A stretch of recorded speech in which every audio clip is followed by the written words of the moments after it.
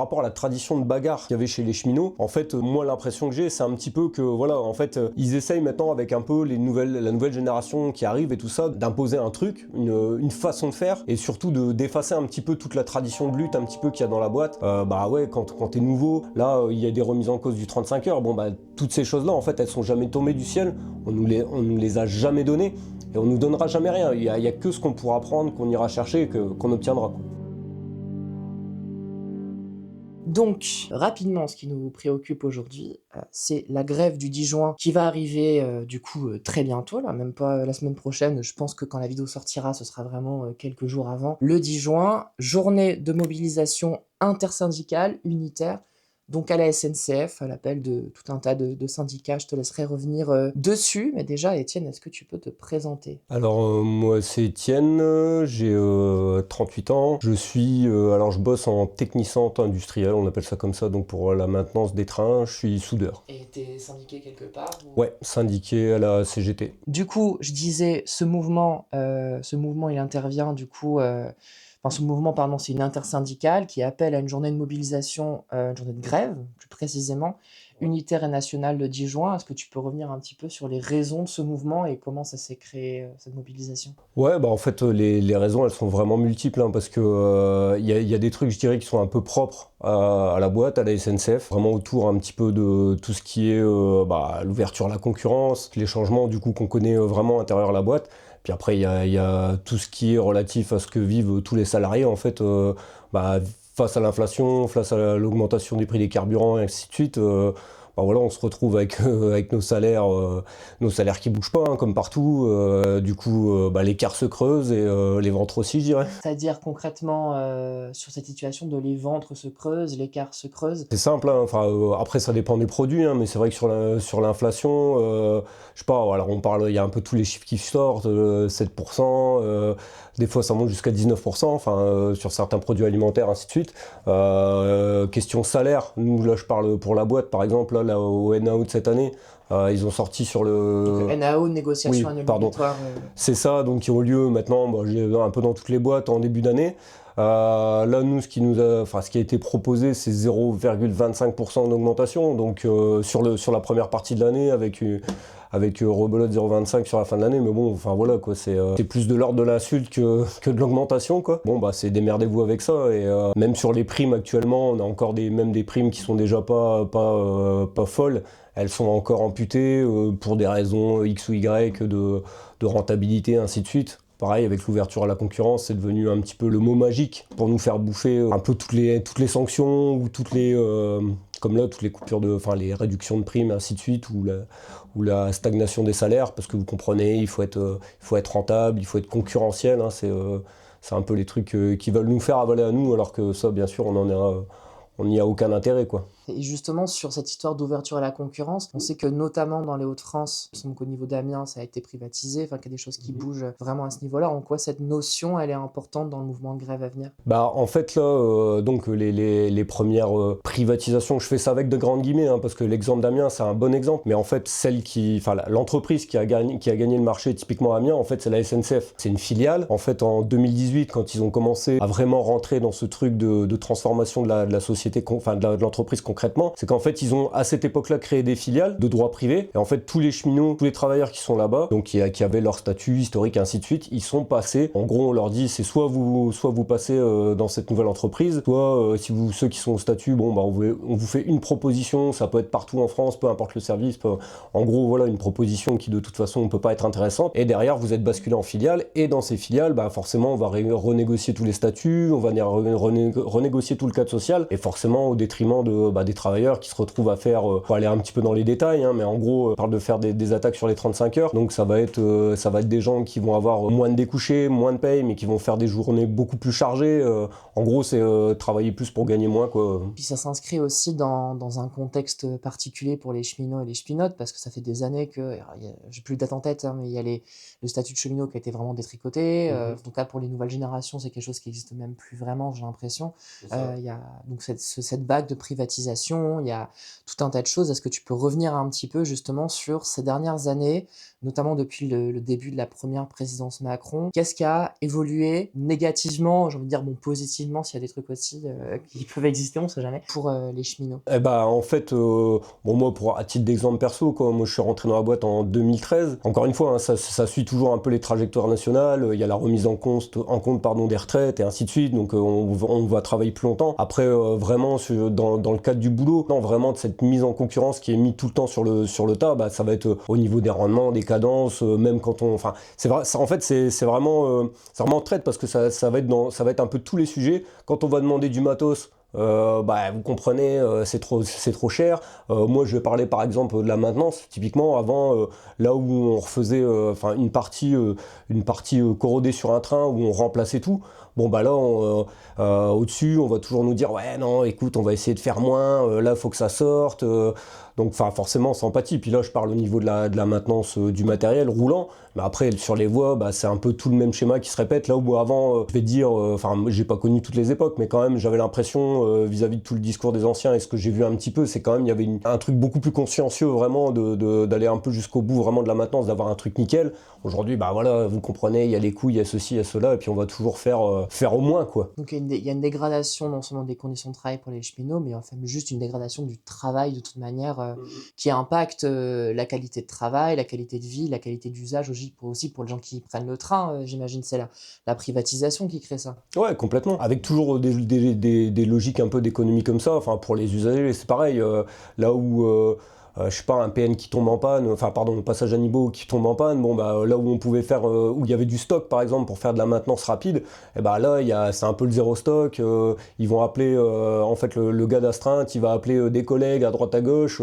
La pièce, elle va venir de l'autre bout de la région. Donc, en tant que le gars, il se déplace, que la pièce se déplace, que lui, il est temps de faire sa réparation, bah là où, je vais dire une connerie, en 1 heure, on aurait pu dépanner, faire rouler le train, bah là, ça va prendre le double, le triple, parce que derrière, il y a eu la logique d'économie à 2 balles qui est passée. Mais aujourd'hui, est-ce qu'il y a d'autres raisons qui vous poussent, vous, syndicats, à la SNCF, à appeler à la grève le 10 juin? Bah, les raisons, ouais, elles sont nombreuses, hein. Enfin, ça touche vraiment, encore une fois, un peu tous les domaines, mais sur, par exemple, la sécurité, qui est un peu un truc, voilà, qui est toujours mis en avant à la SNCF. Le nombre d'accidents de travail augmente, d'accidents mortels. Il y a encore eu un collègue qui est mort la nuit dernière, tapé par un train, du côté de Bordeaux. Bon, nous, on a eu aussi un lot là récemment d'accidents. Il y a aussi, en fait, avec ce cadre social qui change, avec cette pression qui est mise en permanence, on a, nous, ce qu'on appelle au niveau du syndicat l'effet un peu Orange, référence à tous les gens, là, les salariés chez Orange qui s'étaient suicidés. Nous, là, cette année, en fait, on est, si je dis pas de bêtises, à 13 suicides de cheminots depuis le début de l'année. Donc, Dans toute la France? Dans toute la France, ouais. Là où, enfin voilà, des fois la boîte elle nous dit oui, mais vous comprenez, il y a le cadre privé aussi qui fait que, oui, ça on peut l'entendre, mais n'empêche quand tu passes voilà, les 3 quarts de ta vie au boulot, bon bah forcément que ça a une influence sur ton quotidien, quoi. Mais justement, tu disais un peu effet Orange, cette vague de suicide qui a été très médiatisée. Est-ce que tu dirais que la situation qu'on a connue à Orange à l'époque, c'est la même qu'on connaît aujourd'hui à la SNCF? Dans les formes que ça prend, là, tous ces suicides, tout ça, enfin, franchement, ça fait s'interroger, quoi. Moi, c'est vrai que sur les années là que j'ai dans cette société, je me rends compte vraiment, dans les discussions, dans l'ambiance générale, du ras-le-bol, quoi. Enfin, c'est de plus en plus prégnant. Nous, on a par exemple ce qu'on appelle la 5 minutes le matin, donc on arrive au boulot, notre chef qui nous fait une 5 minutes sur des sujets variés, on va dire.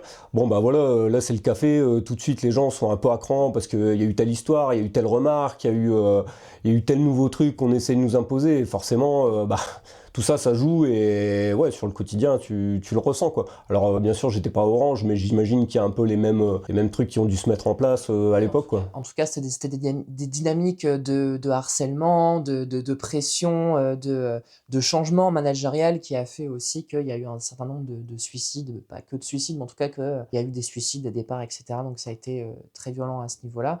Est-ce que tu penses que c'est une stratégie de la part de la SNCF? Bah, en fait, je dirais, alors moi, encore une fois, c'est comme ça que je le vois un petit peu, mais comme tu le disais tout à l'heure, là, par exemple, le statut historique, ça a été en gros abrogé, supprimé à partir de 2018-2019, là, avec les réformes ferroviaires. En fait, aujourd'hui, on embauche donc les gens en contractuel, donc en statut de droit commun, quoi, on va dire. Enfin, je j'ai pas trop le terme, mais en gros, ce qui se passe, c'est que du coup, maintenant, le salarié, c'est un salarié comme un autre, quoi. Enfin, il a plus de cadre particulier, quoi. Et surtout, par rapport à la tradition de bagarre qu'il y avait chez les cheminots, en fait, moi, l'impression que j'ai, c'est un petit peu que, voilà, en fait, ils essayent maintenant, avec un peu la nouvelle génération qui arrive et tout ça, d'imposer un truc, une façon de faire, et surtout d'effacer un petit peu toute la tradition de lutte, un petit peu qu'il y a dans la boîte. Bah ouais, quand t'es nouveau, que je sais pas, nous, on a plein de collègues, ils ont bossé à Toyota, Renault avant, bon, bah, ils arrivent ici, ils doivent se dire. Moi, je pense que la boîte se dit, bah voilà, là, il faut qu'ils comprennent que ici, c'est comme ailleurs, quoi. C'est tu branches pas, tu vas bosser, et puis voilà, quoi. Tu fais ton taf et tu la fermes. Et en fait, oui, du coup, je pense qu'ils veulent jouer un peu sur ce truc de coupure un peu dans les luttes, mais nous, on fait tout pour que justement, il y ait cette tradition-là, elle vive, qu'on continue de bagarrer en fait pour essayer d'une part de pas perdre au minimum ce qu'on a, et surtout bah, regagner plein de choses, quoi. La retraite, enfin des sujets, il y en a beaucoup, quoi. Et on va y revenir un petit peu, mais déjà juste sur le côté, par rapport au 10 juin, sur le côté intersyndical, parce qu'on sait que, alors ça vaut pour la SNCF comme dans plein de boîtes et tout ça, hein, disons que, on sait que tous les syndicats s'entendent pas sur tout. Comment vous avez réussi à mettre en place cette journée de lutte intersyndicale? Alors ça, moi, je te dirais réussi de mon côté. Enfin, c'est des choses qui sont décidées nationalement. Ouais. Donc là-dessus, bon, il y a eu une entente avec les syndicats, ça je ne saurais pas te dire mieux. Après, j'imagine que chaque syndicat, à travers leur tournée, à travers les discussions avec les collègues et tout ça, ils remontent les mêmes choses en fait. Que ça va vraiment pas, que ça gueule de plus en plus, qu'il y a des trucs à faire. Bon, cette journée, c'est, j'espère, un point de départ ou un peu un minimum à imposer dès maintenant, quoi. Et nous, moi, perso, ce que j'espère, mais aussi plein de collègues avec qui je discute, c'est que, voilà, tout ça, c'est que ce soit qu'un début en fait. Et qu'on aille vraiment bagarrer. Parce que de toute façon, là, ce qu'ils sont en train de faire, s'ils n'ont pas un truc qui s'oppose à eux, quand je dis un truc, s'ils n'ont pas les salariés vraiment à la base qui s'opposent à eux et qui bagarrent, bon bah voilà, ils vont continuer, ils lancent des perches, et tant que ça passe, ça, il y a pas à chier qu'ils vont continuer, quoi. Et t'en parlais un petit peu tout à l'heure sur le fait que leur stratégie, c'est un peu de casser cette dynamique de lutte historique à la SNCF. On la connaît quand même, il y a un certain nombre de moments importants dans l'histoire des cheminots où la lutte était vraiment importante. Je pense à 95, mais il y a plein d'autres dates. Tu qualifierais comment le rapport de force aujourd'hui à la SNCF? En fait, aujourd'hui, il y a plein de bagarres dans plein de secteurs. Après, nous, ce qui peut faire un petit peu la difficulté à la SNCF, c'est qu'il y a plein de métiers différents, quoi. Entre ce qu'on appelle les roulants, donc les gens qui vont être directement dans les trains, et les sédentaires comme moi qui sont dans des ateliers et tout. Mais aujourd'hui, ça se traduit un peu comme ça. Il y a plein de bagarres sur plein de sujets un peu partout. Du coup, ça témoigne quand même vraiment d'une vivacité, tout ça, quoi. Les gens lâchent vraiment pas le morceau. Après, nous, là où il y a un peu un cap à passer, c'est de revenir justement sur des journées un peu comme le 10, où à la fois c'est intersyndical, mais surtout c'est pas interpro, mais intermétier dans la boîte, où c'est vraiment voilà, aussi bien le gars d'atelier que le gars de la voie, que l'agent d'escale. Enfin voilà, l'idée c'est que vraiment tout le monde s'y mette et qu'on tape en commun, quoi. Et des retours que t'en as à toi, par rapport à toi et tes collègues, ou par rapport aux autres syndicalistes avec qui tu discutes, est-ce que tu penses qu'il y a... Alors, je sais que c'est toujours des questions qui sont un peu compliquées à répondre à une semaine, mais bon, je la pose quand même. Est-ce que tu penses qu'il y a une dynamique qui fait qu'aujourd'hui, il y a des collègues qui ont envie de se mobiliser, de différents secteurs? Comment tu sens un peu la lutte à venir? Bon, moi je la sens bien, hein. De toute façon, en tant que syndicaliste et bon militant, je pense que de toute façon, il faut toujours vouloir y aller, quoi.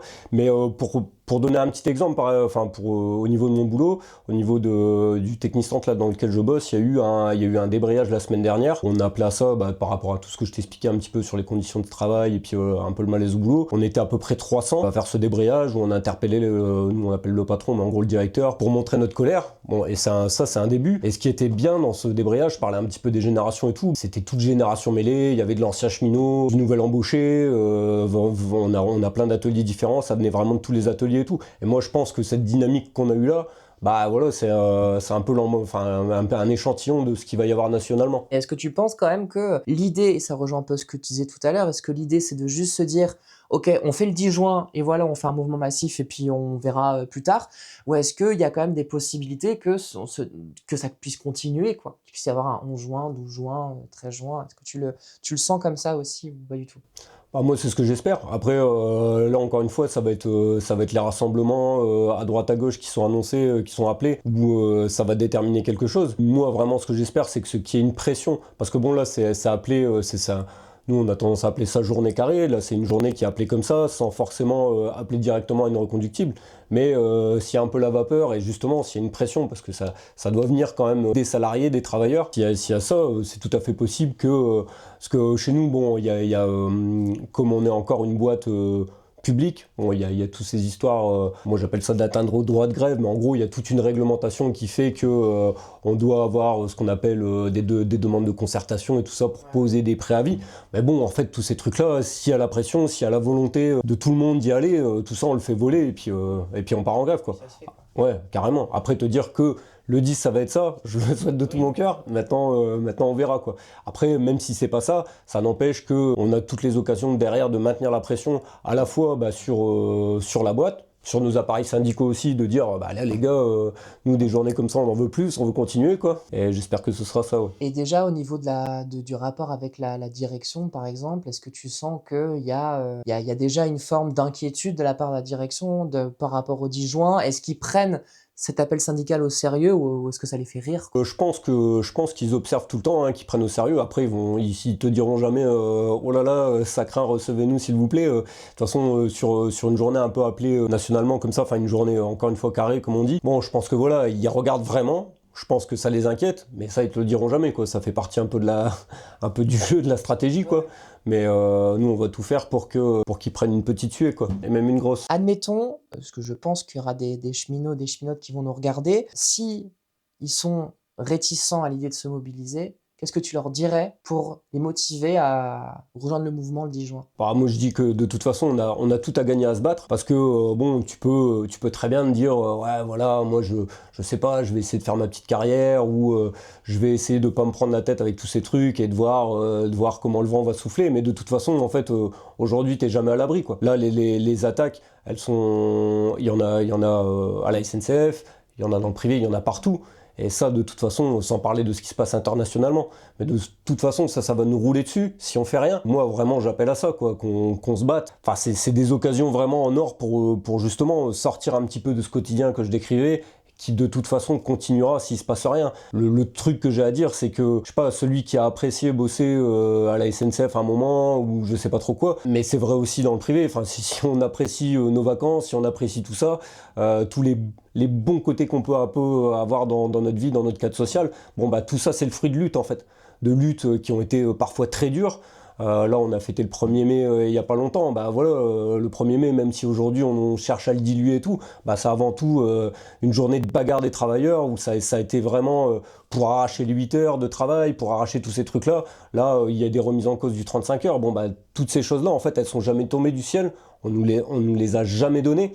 Et on nous donnera jamais rien. Il y a que ce qu'on pourra prendre, qu'on ira chercher, qu'on obtiendra, quoi. Et est-ce qu'il y a des actions qui sont prévues dans le Nord-Pas-de-Calais, en tout cas déjà autour de Lille, par exemple, mais même au-delà de ça, parce qu'on a des gens qui nous regardent dans tout le Nord-Pas-de-Calais, auxquels, bah, par exemple, des gens qui seraient solidaires sans forcément être à la SNCF pourraient rejoindre, par exemple, est-ce qu'il y a déjà des dates de rassemblement, de trucs comme ça? Ouais, bah en fait, nous, comme c'est découpé, en général, on a ce qu'on appelle les résidences. Donc, en fait, les roulants, ils sont souvent rattachés à des gares. Je sais pas, je pense à Douai, Lille, Lens, Béthune, Dunkerque, Calais. Enfin, en général, ce qui se passe, c'est que bien souvent, les gens se réunissent au niveau de leur résidence. Il y a des assemblées générales qui sont tenues. Là, il y en aura une à Lille à 10h. Nous, sur LM, on va faire un piquet de grève, avec un petit déj et tout ça. Ça va être l'occasion de discuter un petit peu de notre grève, discuter un peu des conditions de travail en général, faire des prises de parole et tout ça. Et bon, après, c'est sûr que si y a des gens qui sont intéressés, venir montrer du soutien et tout ça, c'est toujours bienvenu, quoi. Bah, mot de la fin, à part dire ce que je viens de dire, quoi, qu'il faut vraiment faut se battre plus que jamais, quoi, parce que en face de nous, on a des gens très déterminés et très organisés à vraiment vouloir nous faire du mal, vouloir nous faire bouffer les pires choses, quoi, et ça, on ne doit pas le laisser faire, quoi. Bah écoute, je te remercie. Puis, Merci écoute, à toi, merci beaucoup. On verra bien le 10 juin comment ça va se passer. Les amis, ne partez pas tout de suite. Déjà, j'espère que cette vidéo vous a plu. Si c'est le cas, n'hésitez pas à vous abonner, à mettre un petit commentaire, un petit pouce en l'air et à nous suivre sur les réseaux sociaux. Ensuite, si vous voulez nous aider, on a une campagne de financement qui a été lancée en début de semaine. On a vraiment besoin de vous. On cherche 10 000 € d'ici fin septembre pour pouvoir continuer à faire notre travail en toute indépendance, en direct des luttes sociales dans le Nord-Pas-de-Calais. On est déjà à plus de 1 600 € en moins de 4 jours.